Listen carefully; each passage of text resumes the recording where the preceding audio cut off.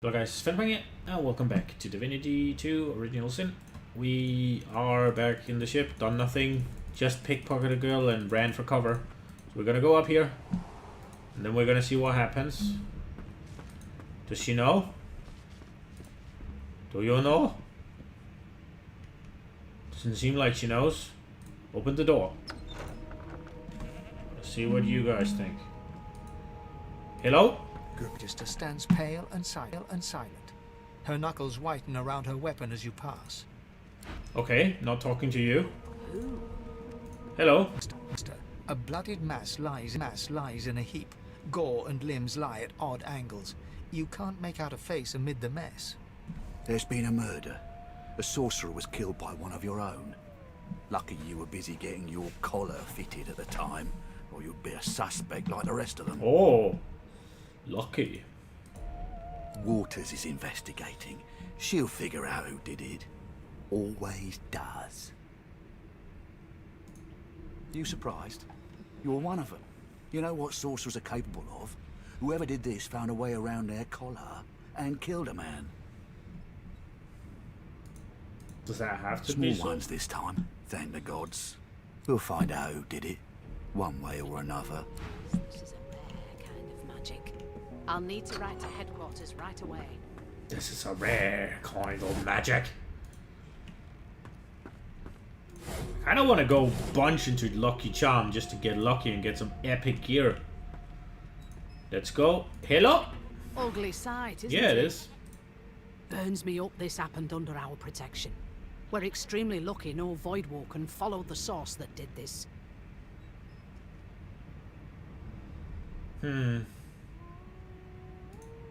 Finn didn't see it like that.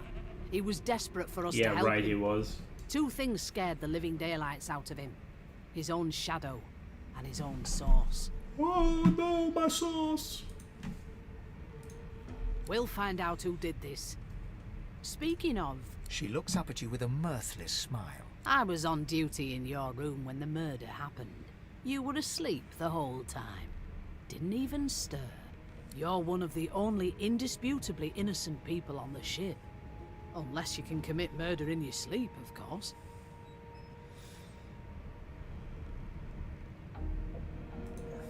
Not with that collar on, you aren't.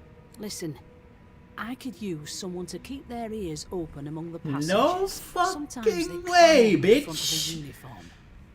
Take this collar off me. Bring me a good lead, and I'll throw in a shiny gold coin for you. How about that? Okay, if you give me gold though.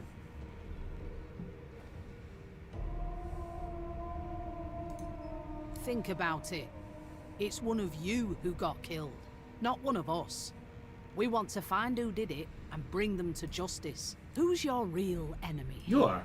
You let me know if you hear anything. Whoever did this is dangerous. I mean, you are my real enemy, cunt. Now turn around so I can snatch your shit.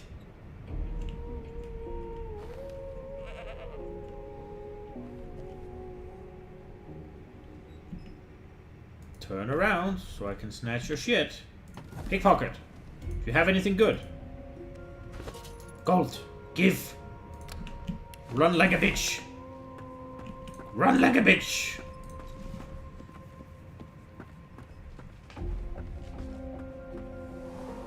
Just gonna let her figure out that her gold is lost. And that it is lost. I don't know if this is how it works. Let's waltz over here. Over yonder. Go down here. Hello. Oh no. Would you mind facing The pale young this woman way for a doesn't- bit? Ah! What teddy bear? Give me your coins. Run like a bitch. It seems as though there's a pattern in the blood flow. That can't be. Sit here like a bitch. Up again. Little savvy boy? Oh no, he's figured it out now. Is he coming for me? You can't hide forever. Did the murderer No! take you No! I'm Was hiding. he already?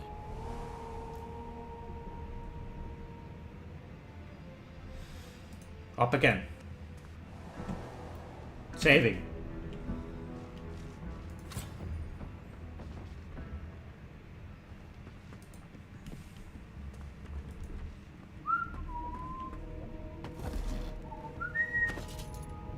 Oh, that's pretty poggers. No known associates. In fact, he seems Run like a to be bitch. spending time. Now I have a stolen thing on me, though. Now I have a stolen thing on me, though. And a fucking ooze barrel. Still running around with an ooze barrel. How do I fucking change this, though? Can I drag it off? Is there a way? Skill panel? No.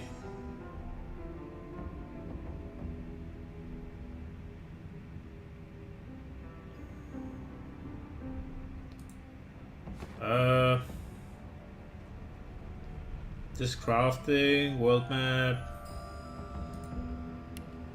No, unlock hotbar. Wait, is that it? This is it.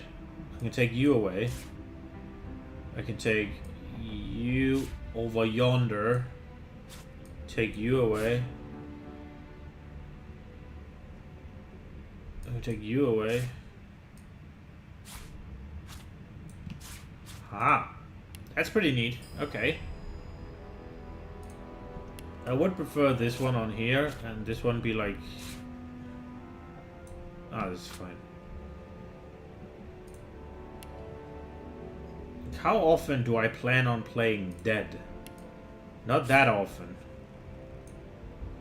And this Dome of Protection shit. I don't know, it's not like it matters.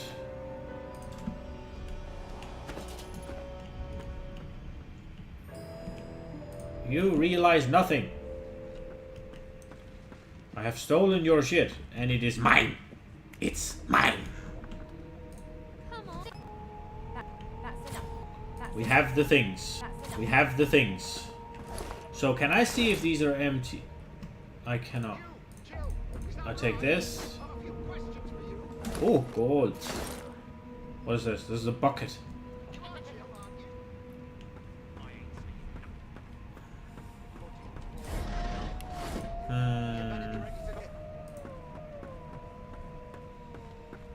Nay.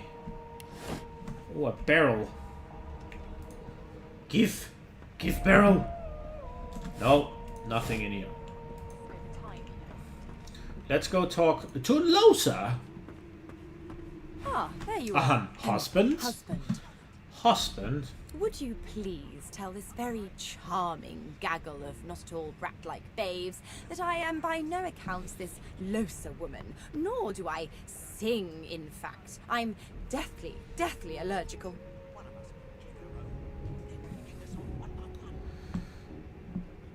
Who's Losa? Should I do that? Or play along, take her on with a grin? Nah.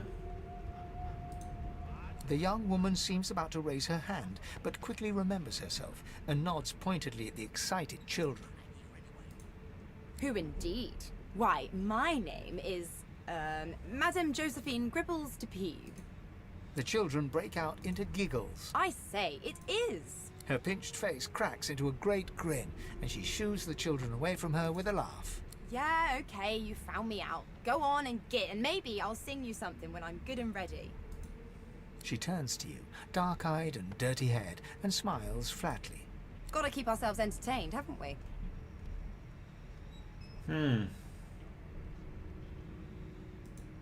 You'd presume right.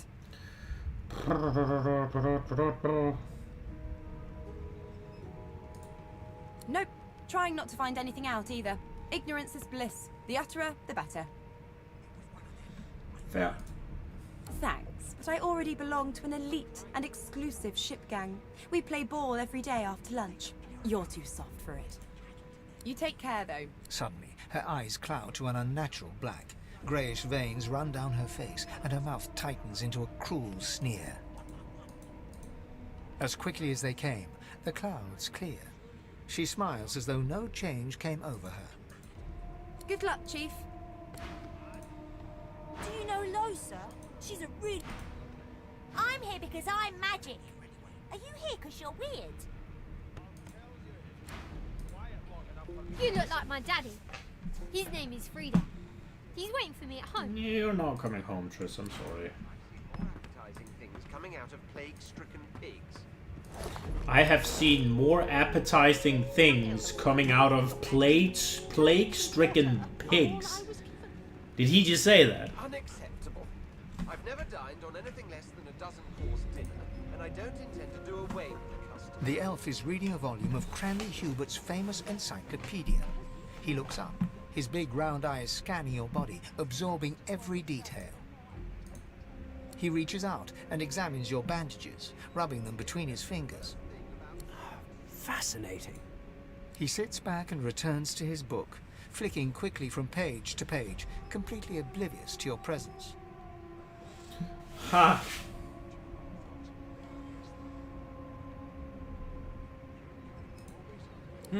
What purpose did that serve? Was that a greeting? Was it... Oh dear. I seem to have crossed some cultural taboo. How... difficult. You have my sincere apologies. Perhaps I should demand the same from those red-cloaked humans. They laid their hands on me more than once. Ha! Look at him curiously. You're not sure he understands what's happening. You're bemused who is this guy? Ah, yes. The niceties. My name is Fane. Funny! I am a scholar from... Well, I am a seeker of knowledge. That is enough. That is enough. It is pleasurable to meet you.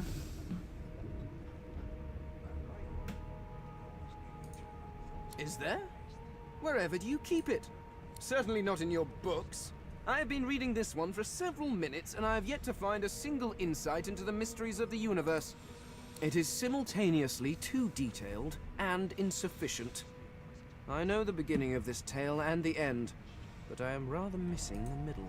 Tell me, what do you know of our world's history?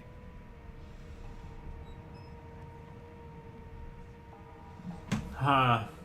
The history of Rivellon is the history of the Divine Order. Talk about Lucian the Divine and his son Alexander.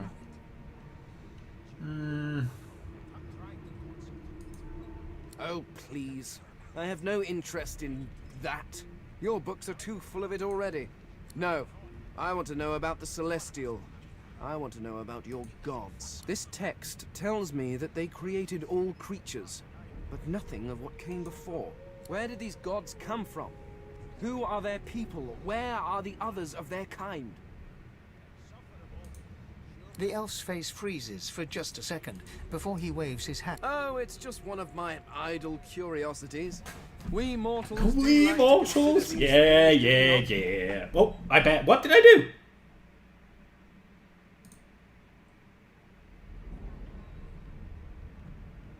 Okay, we're back.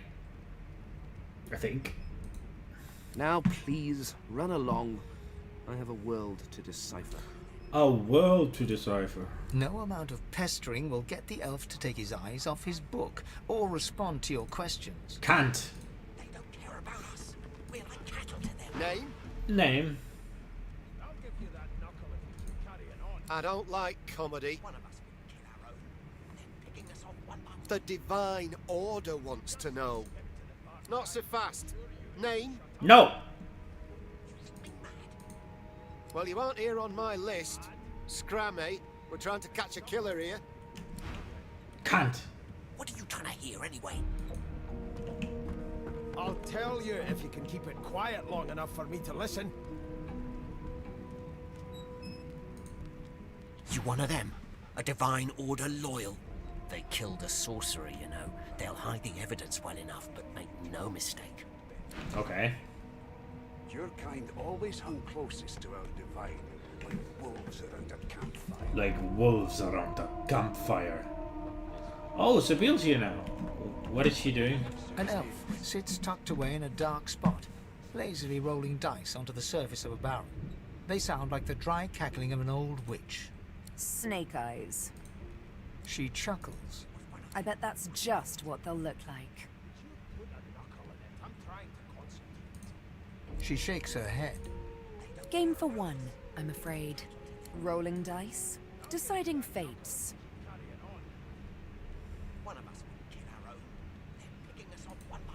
Don't worry, honey. It isn't yours. Thank you, Sybil.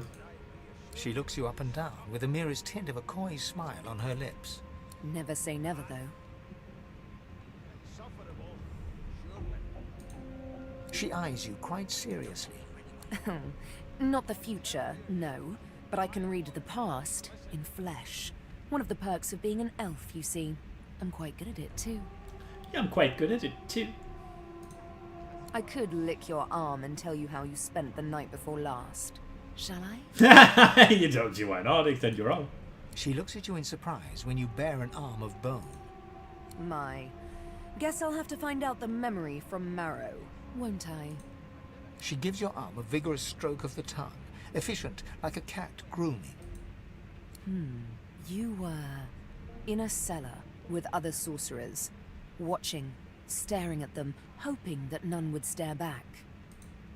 You were thinking of flesh, or to be rather more precise, the pleasures of the flesh, those that have eluded you for so long.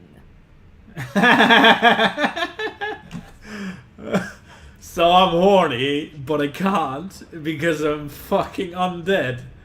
Really?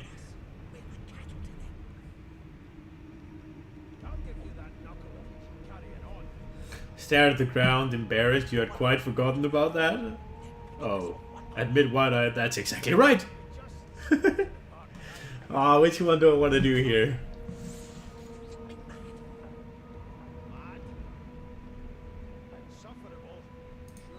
She pats you on the shoulder consolingly. There, don't you worry, darling. Your secret's safe with me. I don't lick and tell. I don't lick and tell. I've seen more appetizing things coming out of plague-stricken pigs. Oh. There's nothing else I can make, Your Here. Majesty. Turnips and water are all I would... Turnips and water? I'm busy watching for clues, sorcerer. Go take your sub-story somewhere else. Can't. Intend to do away with the custom. A scruffy man lounges against the wall with scarred arms folded. A sly smile playing on his face, he stares across at the Magister guarding him. Noticing you, he straightens and beckons for you to come closer. I will come closer. Watch your back, new fish. There's a murderer on board, and I'd bet 3 months' pay it's this tramp you found. Rolling his eyes at the Magister's warning, the man named Ifan beckons again. He leans in and adjusts your collar with a sharp tug, balancing its weight so it no longer presses unpleasantly on your neck. He winks. Pinches less that way, right? Hocking a phlegmy gobbet in your general direction, the sullen Magister settles back to his task of glowering at Ifan. And now, you. We used to know each other, more's the pity. I was his commander many, many, many moons ago. Isn't that right, Vic? Standing far back from Ifan, the tight-faced Magister draws one finger across his throat in an elaborate fashion, but says I nothing. kind of like this narrator. Ifan grins, flashing pointed white teeth. Same as he was at 14 years old. Only difference is somebody gave him a bigger sword and now he's Johnny Big Pants. Long story. Maybe I'll tell you about it in the Joy. Away from interested parties. No. The dead man, Finn, is it? I'd no business with him. And I wouldn't put a man down without good reason. He glances over at Magister Victor, who's staring back at him with pointed intensity. Damn shame sheer annoyance isn't reason enough. The Joy, I've heard a lot. Nothing good. No surprise there, since Bishop Alexander runs the show. Wonder if we'll get to meet the ringmaster himself.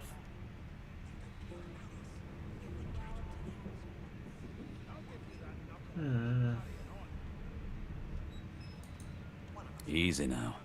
I might think the same, but Vic here will blow a blood vessel if he hears you talking like that. What are you conspiring about over there? You! What's your name? Oh, don't mind him. Vic's just got a bee in his bonnet. And that bee is me. Name?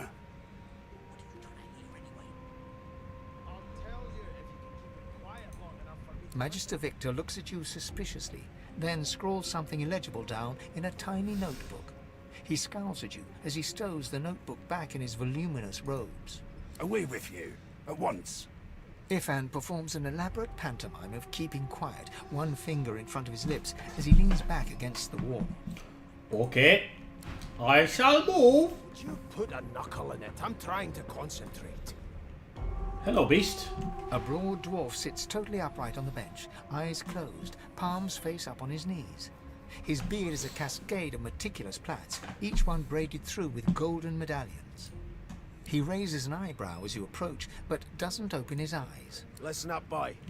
You hear that?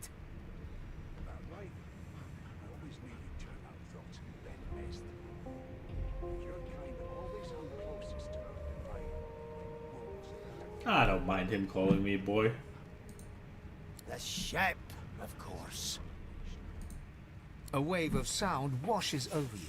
The unintelligible chatter of your shipmates, the groaning of wood from floor to ceiling, the boom, crash and crackle of waves around you, complaints from the sea itself. And?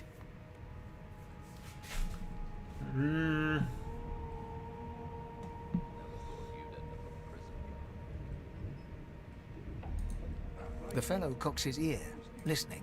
That isn't anger, it's He cocks his ear to the other side, then smiles. anticipation. She senses something. I'd hold on to my breeches if I were you, mate. That's all you hear, though.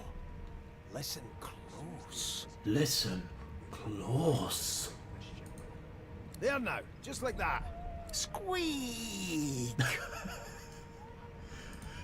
Squeak! Aha! His eyes snap open as his countenance breaks into an expression of joy. One great paw claps you on the back. The other catches you before you lose your footing. There. You heard it, didn't you? I knew it. I knew it. Aye, this is good news, boy. Good news.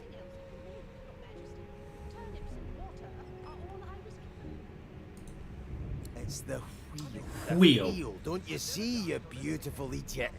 Squeaks whenever the helmsman jerks it clockwise, which means we're heading east. Burn my beard. That means if we've been travelling for, yes, only 10.34 nautical miles to Fort Joy.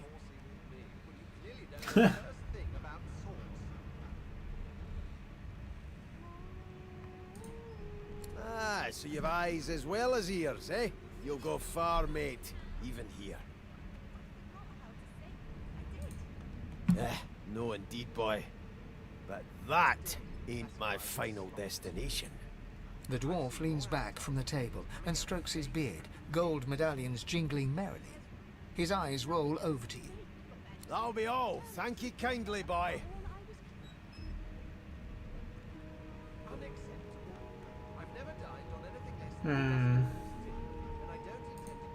He continues stroking his beard, a beatific smile on his lips, and doesn't acknowledge you anymore.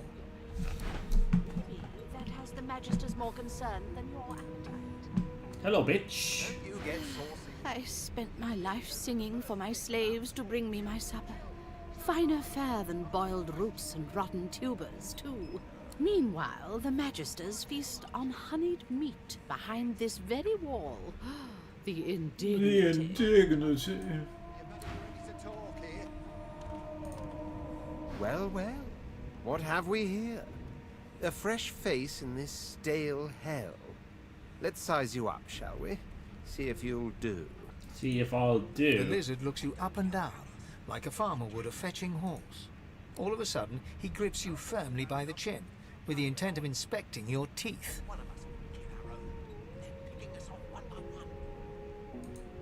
My, we are fierce, aren't we?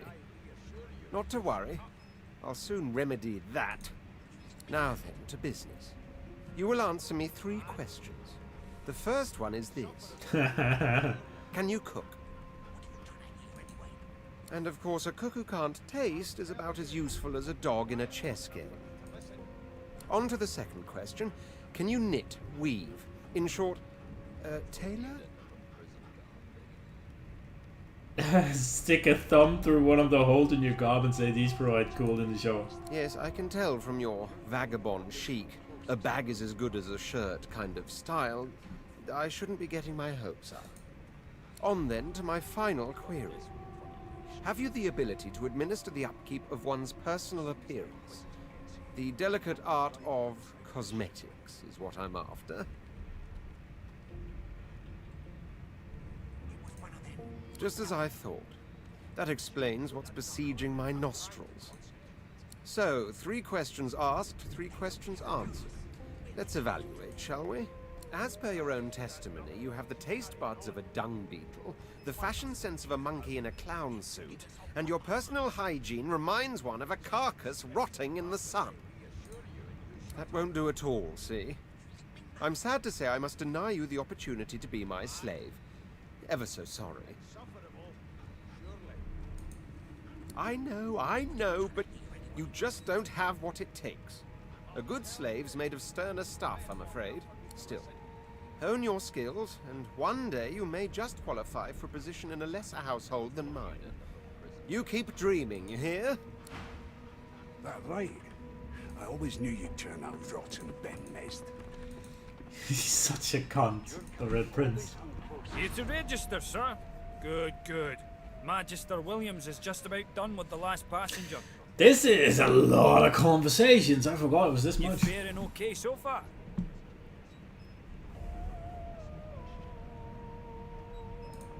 Of course I do. Seems Voidwoe can dog your heels like a shadow. That's no way to live, is it? You'll see. We're gonna help you. You head on in now. Williams will get you sorted fast. Yeah, about that. Wait, now he's here. That's Hemwar, the bitch. Standing at the center of the room, you spot a sorcerer Why is he haughtily here? eyeing a pair of nervous-looking magisters. They keep their crossbow trained upon her as she's being interrogated by an officer. Okay. So you admit it then? You murdered that poor fella? Yes, I did. But of course, that was only the beginning. She turns her head and looks you straight in the eye. There are others whose lives must end. No. Good God, the woman's mad. You there, sorcerer, go and fetch Magister Siwan. We need to do more than collar this maniac. We need to shackle her, hands and feet. It means your journey draws to a close. Do stick around for its finale, though, because... She reaches for her collar and simply removes it. I want to do that. Let me remove it. I'm just about to create a scene. Oi. Subdue her, men, quickly! If she casts Source, the Voidwoken will come. They'll end us all. She smiles with wicked satisfaction. Precisely. Hey. What? Oh.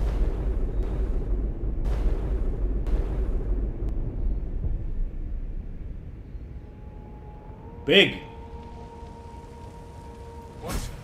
What's happened? Anyways, I hope you enjoyed it, and I hope I will see you in the next one. Bye, guys.